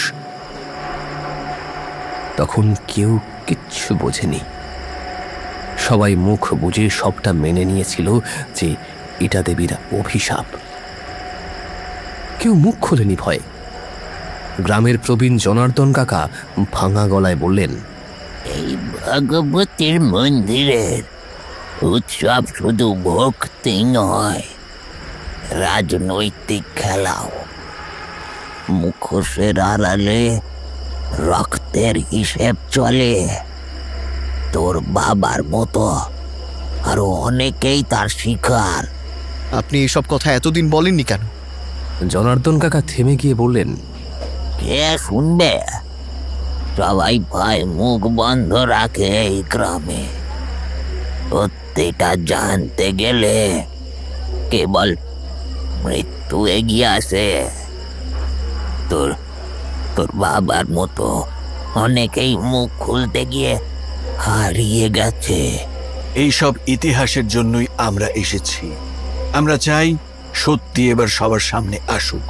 শুনেছি আগে এই মন্দিরে ছিল কালী ভয়ঙ্করী, সেই দেবী মূর্তি যাকে থিরার নাচের মধ্যে জীবন্ত মনে করা হতো। রাতে নাকি মূর্তির চোখ জ্বলত, দেবীর আগুন ছড়িয়ে পড়ত মন্দিরে। সেই মূর্তি কোথায়? সরিয়ে নিয়েছে। মন্দির কমিটির কিছু লোক বলেছিল সময়ের সঙ্গে বদল দরকার, কিন্তু বদলের আড়ালে ছিল ক্ষমতার লোভ। তারপর থেকে এই গ্রাম জানে শুধু মৃত্যু আর মুখোশ। ঠিক তখনই কেইকো ব্যাগ থেকে বের করলো পুরনো দলিলের কিছু কাগজ। মন্দিরের পুরনো আর্কাইভ থেকে খুঁজে বের করেছে তারা। সেখানে উৎসব কমিটির পুরনো নথি, সদস্যদের নাম এবং কয়েকজনের বিরুদ্ধে ওঠা দুর্নীতির অভিযোগও লেখা আছে। সেই নামের তালিকায় স্পষ্ট জগন্নাথ পেল্লাইয়ের নাম। কোফালার চোখ চকচক করে উঠল।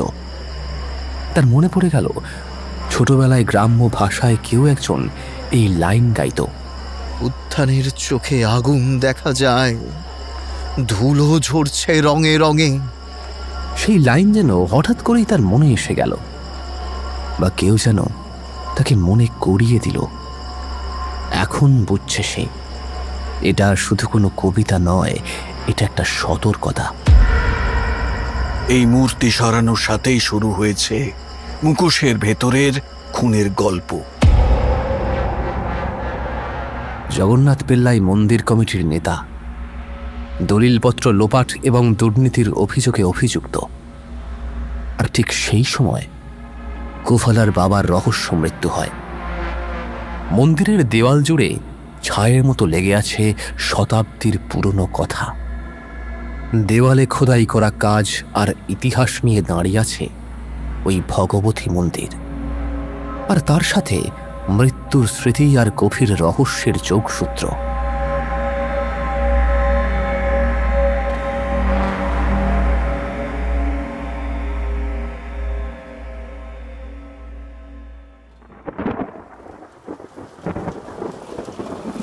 কোফালা তখন মন্দিরের পুরনো উঠোনে এসে দাঁড়িয়ে, চোখে বিস্ময় আর ভয় স্পষ্ট। তার সামনে দাঁড়িয়ে আছে বৃদ্ধ জনার্দন কাকা। টিনের চালায় বৃষ্টির শব্দ আর কাদামাটির রাস্তা, সবকিছু মিলে একটা বুনো গন্ধ চারিদিকে। এই বৃদ্ধ মানুষটাকে গ্রামের ইতিহাসের খাতা বলা যায়, কিন্তু কেউ তাকে আজকাল তেমন পাত্তা দেয় না। শরীরের লোম খাড়া হয়ে গেছে কোফালার। যা ঘটেছে সেই সব কিছু ভাবতে ভাবতে এতদিন ভাবছিল বাবার নথিতে শুধু থিরার ছড়া লেখা আছে, কিন্তু আজ বুঝল এটা ছিল একটা সরাসরি সতর্কতা। মুখোশ যতই পরা হোক, সত্য লুকিয়ে থাকে না। কোফালার চোখ রাগ এবং ক্ষোভে জ্বলতে শুরু করল। সে বুঝেছে থিরার উৎসব, মুখোশ, দেবীর পুরনো কিংবদন্তি সব মিলিয়ে এই গ্রাম একটা অদৃশ্য জালের মধ্যে আটকে আছে। এইবার মুখোশ খুলতেই হবে তাকে, সত্য উদ্ঘাটন করতেই হবে। সাতোশি আর কেইকো কিছুটা দূরে দাঁড়িয়ে সবটা শুনছিল। সাতোশি ক্যামেরা অন করে রাখলেও এই মুহূর্তে এসে ভুলে গেছে ক্যামেরার অস্তিত্বটা। মুখের ভাষা স্পষ্ট বলে দিচ্ছে গ্রামের গভীরতা তাকেও টেনে নিয়ে চলেছে ইতিহাসের গভীরে। জনার্দন কাকা আবার বলল, কিন্তু অতিরিক্ত ভক্তি, ক্ষমতার লোভ আর রাজনীতির জটিল খেলায় মূর্তিটা সরিয়ে ফেলল মন্দির কমিটি। লোকের মুখ বন্ধ রাখলো, বলল উন্নয়নের জন্য দরকার নেই ওসব পুরনো দেবীর মূর্তি। তারপর কি হলো বল কুবালা? কুফলার বুকটা কেঁপে উঠল। তার মনে পড়ে গেল তার বাবার রহস্য মৃত্যু। থিরার নাচের মুখোশ পরে দেবীর সাজে অদ্ভুতভাবে মৃত অবস্থায় পাওয়া গিয়েছিল তার বাবাকে। মুখোশের নিচে লেখা ছিল সেই সংকেত বাণী, শয়তানের শেষ। জনার্দন কাকা গলার স্বর নামিয়ে বললেন, মূর্তি সরানোর কিছুদিন পর থেকেই অস্বাভাবিক মৃত্যু শুরু হলো। প্রথমে তোর বাবার মতো যারা প্রশ্ন তুলত তারা হারিয়ে গেল, কেউ খুন হলো, কেউ আত্মহত্যার নামে নিখোঁজ। তারপর থেকেই মুখোশের আড়ালে লুকিয়ে থাকা মৃত্যুর ছায়া আরো ঘন হলো। তার মানে এই পুরো মুখোশ, থিরা, নাচের উৎসব, দেবীর আগমন সবকিছুর আড়ালে আসলে এক গভীর ষড়যন্ত্র লুকিয়ে আছে। শুধু ষড়যন্ত্র না, রক্তের খেলা, রক্তের খেলা, বুঝলে? মুখোশের নিচে একটা মুখ না, অনেক মুখ আছে। কেউ কেউ মুখোশ পরে দেবীর সাজে নাচে, কেউ মুখোশ পরে মানুষ খুন করে। এদেরকে আলাদা করা যায় না সহজে। তাহলে মাধব দাস? জনার্দন কাকা খানিকক্ষণ চুপ করে থাকল, তারপরে বলল, মাধব দাস প্রতিশোধ নিতে এসেছিল ঠিকই। তার ভাইও এই মন্দির কমিটির রাজনীতির শিকার, কিন্তু সে জানতো না আসল খেলা কত বড়। তার প্রতিশোধের আগুন আসলে পুরো গ্রামের অন্ধকারের একটা ছোট্ট আগুনের ফুলকি মাত্র। বড় সত্যি এখনো ঢেকে আছে। আমার বাবার মৃত্যু তো তাহলে শুধুই মাধব দাসের কাজ নয়? ঠিক তা নয়। তোর বাবা জেনে গিয়েছিল মূর্তি সরানোর আড়ালে কি চলছে। সে প্রশ্ন করেছিল, বুঝতে পেরেছিস? সে প্রশ্ন করেছিল, বুঝতে পেরেছিল মুখোশের নিচে লুকিয়ে থাকা মানুষের মুখ কতটা নোংরা, কতটা বিভৎস। তাই আর বাঁচতে পারেনি।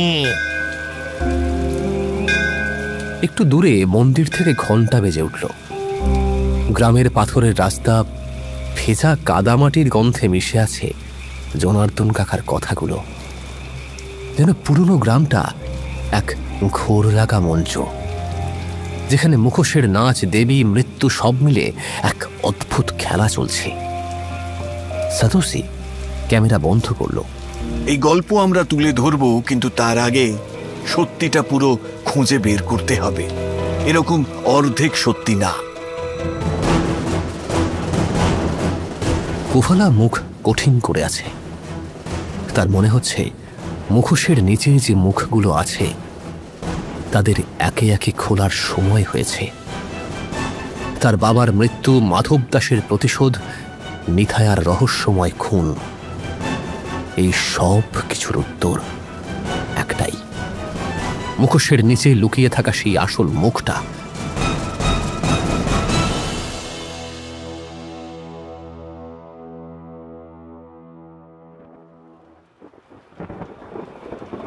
বৃষ্টির শব্দ যেন ধীর গতির শ্বাস প্রশ্বাসের মতো গোটা গ্রামটাকে ঢেকে রেখেছে। কাদামাখা পথ, নারকেল পাতার উপরে বৃষ্টির টিপটাপ শব্দ, আর সেই পুরনো ভগবতী মন্দির, সব মিলিয়ে চারপাশে এক চাপা আতঙ্কের আস্তরণ। মন্দিরের পাশের ছোট্ট লাইব্রেরির ধুলোমাখা ঘরে বসে আছে কোভালা সাতোশি।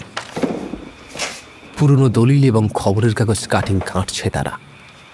পুরনো কাগজের গন্ধ, দেওয়ালের ফাটলে শ্যাওলা চমাট বাঁধা। আলো বলতে শুধু একটা ক্ষীণ হ্যারিকেনের আলো। এই দেখো, এই দেখো। সাতোসির কণ্ঠ উত্তেজনায় কাঁপছে। সে একটা হলদে হয়ে যাওয়া কাগজ কোভালার সামনে খুলে ধরে।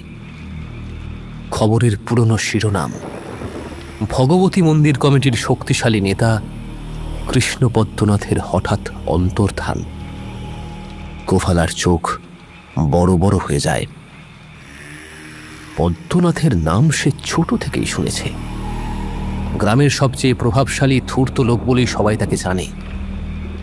সবাই বলতো পদ্মনাথের হাতেই গ্রামের উৎসব, জমি, অর্থনীতি সবকিছু নিয়ন্ত্রণ হতো। জনার্দন কাকার কথা মনে পড়ে কোভালার। এরা শুধু দেবীর ভক্ত না, এরা মুখোশের আড়ালে নিজেদের খেলা চালায়। এদের কাছে থিরা উৎসব শুধু নাচ না, এটা ক্ষমতার মোড়ক। কোভালা ভাবছে এত বছর ধরে পদ্মনাথ কোথায় ছিল। তখনই সাতোসি পুরনো নথির ভেতর থেকে একটা পাতলা ফাইল বের করে। সেখানে বেশ কিছু কাগজে বিদেশি ব্যবসার তথ্য, জমি বেচাকেনার নথি এবং বহুমূল্য রত্নচুরি। আর সবচেয়ে ভয়াবহ, একটা মুখোশের ছবির নিচে লেখা থাকে ডেভিল ইনসাইড। এমনই একটা সংকেত কোভালার বাবার মৃত্যুর দিনও মুখোশে খোদাই করা ছিল। তখন কেউ গুরুত্ব দেয়নি, ভেবেছিল অভিশাপ। কিন্তু আজ বুঝতে পারছে এটা শুধু অভিশাপ নয়, এটা একটা হুমকি, এটা সতর্কবাণী। কোভালার বুকের ভিতরে আগুন জ্বলে উঠল। সে বুঝল পদ্মনাথন হয়তো নিজের হাতে একা খুনটা করেনি, কিন্তু তার ষড়যন্ত্রের জালে জড়িয়ে মৃত্যুকে ডেকেছিল সে।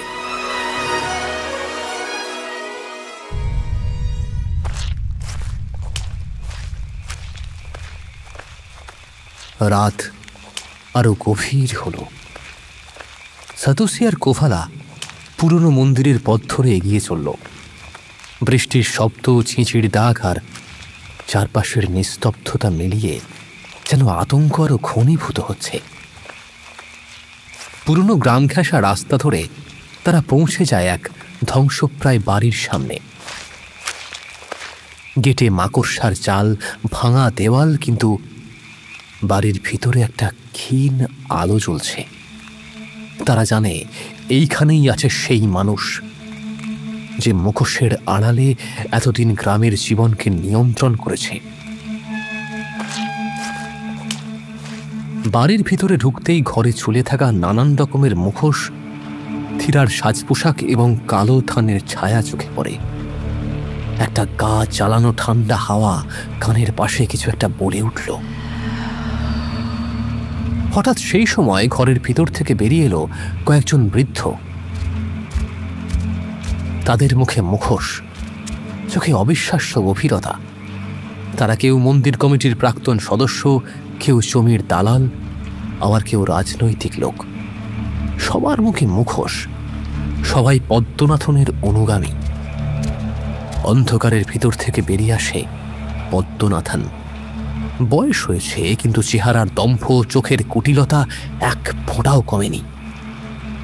মুখের মুখোশটি ধীরে ধীরে খুলে ফেলে সে। ধূসর চুল, গলায় ভাঁজ, চোখে লালচে দাগ, কিন্তু সেই পুরনো হিংসা এখনো স্পষ্ট। সবাই ভাবে থিরা শুধুই নাচ। পদ্মনাথনের ঠান্ডা গলা ঘরটাকে কাঁপিয়ে তোলে। কিন্তু এটা আসলে মানুষের নিয়ন্ত্রণের সবচেয়ে বড় খেলা। তোর বাবা সেটা বুঝেছিল।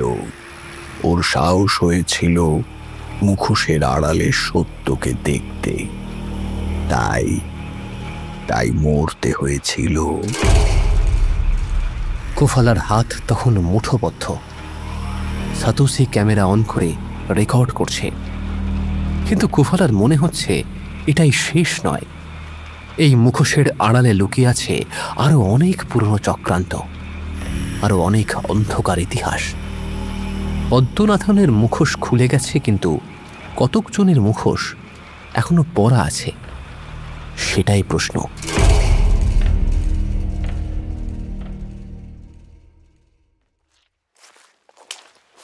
কোভালা, সাতোশি এবং কেইকো ধীর পায়ে এগিয়ে চলে মন্দিরের নিষিদ্ধ অংশের দিকে।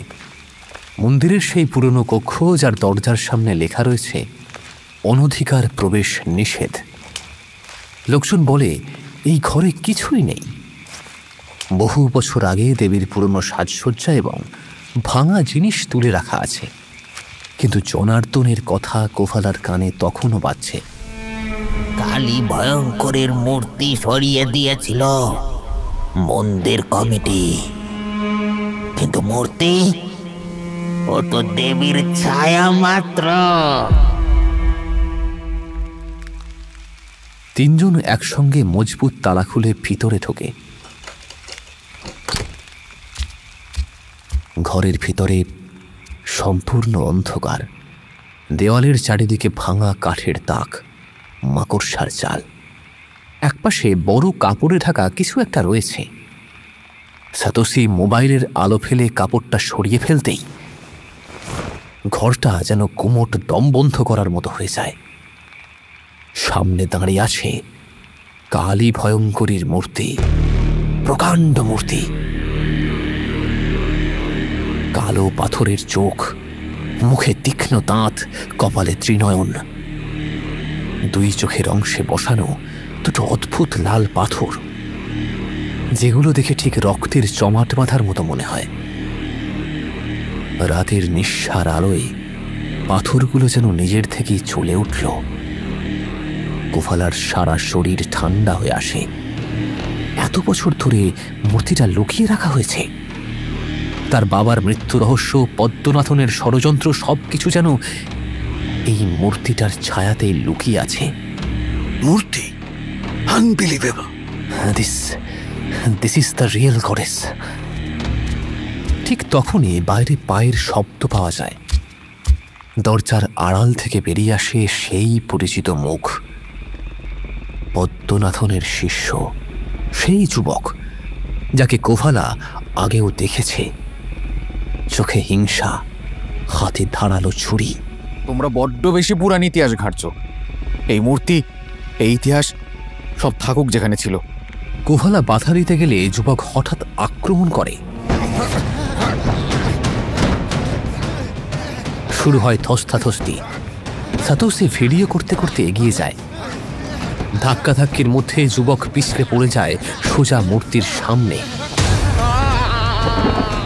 মূর্তির পাথরের তীক্ষ্ণ অংশে ইঁথে যায় তার গলা।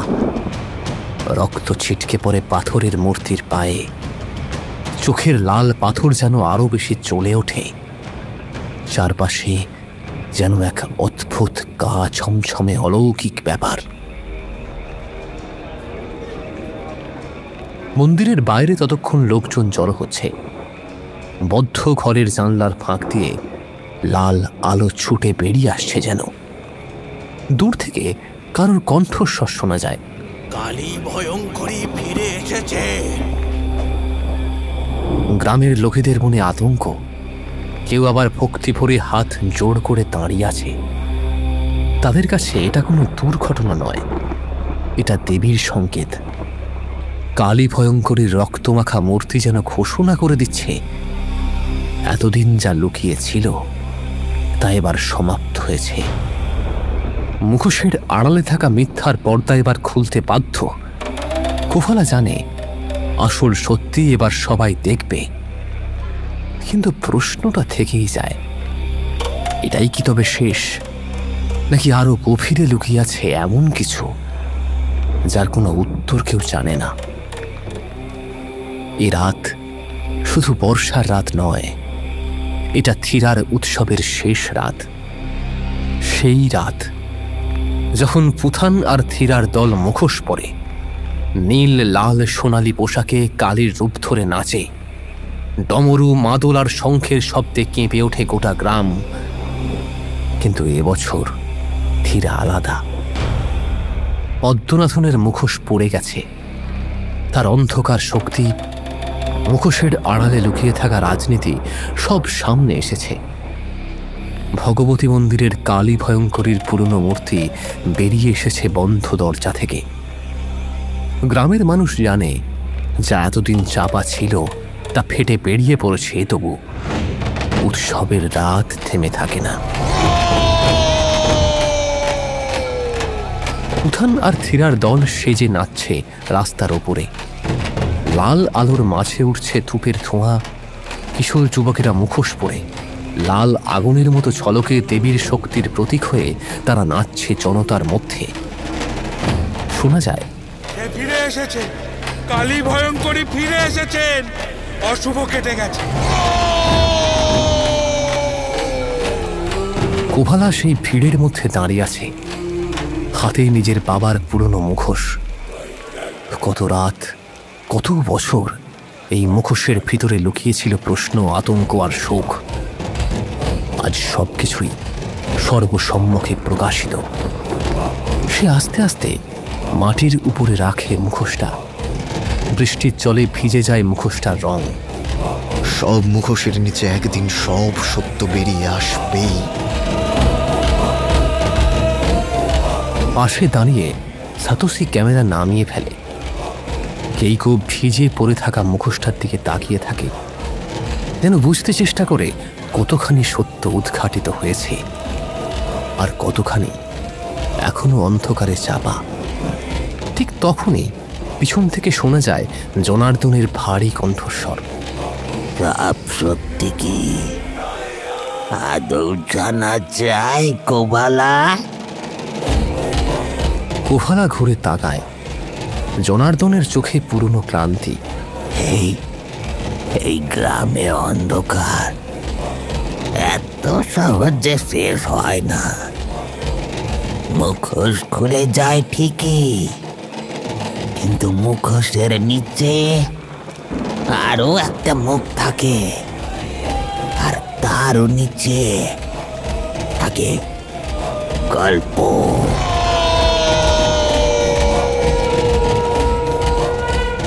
শঙ্খের শব্দে কেঁপে ওঠে চারদিক। থিরার দল ততক্ষণে আরো বেপরোয়া ছন্দে নাচছে। উপস্থিত জনতা হাততালি দিচ্ছে। কেউ কেউ চোখ বুজে মাথা নিচু করে দাঁড়িয়ে কালীর নামে জয়গান করছে। উৎসব তখন প্রায় শেষের দিকে, অথচ শেষের মতো লাগছে না কিছুই। কোভালা, সাতোশি আর কেইকো দাঁড়িয়ে থাকে। তারা জানে পর্দা উঠেছে, পদ্মনাথনের মুখোশ খুলেছে, নিথায়ার মৃত্যুর বিচার হয়েছে এবং কালী ভয়ঙ্করীর মূর্তি ফিরে এসেছে। তবুও সব সত্য কি উদ্ঘাটিত হয়েছে? দূরে বৃষ্টির মধ্যে অন্ধকারের গভীরে যেন আরো কোনো একটা ছায়া নড়ে ওঠে। কোভালার মনে হয় এই গল্প এখানে শেষ নয়, বরং এখান থেকেই নতুন করে সূচনা হবে। মুখোশ পরা শেষ হবে না এত তাড়াতাড়ি। বৃষ্টির জলে কেরালার মাটি, মুখোশের রহস্য, দেবীর নাচ, এই সব মিলিয়ে রাতটা গিলে নেয় নিজের ভিতরে। আর উৎসব চলতেই থাকে।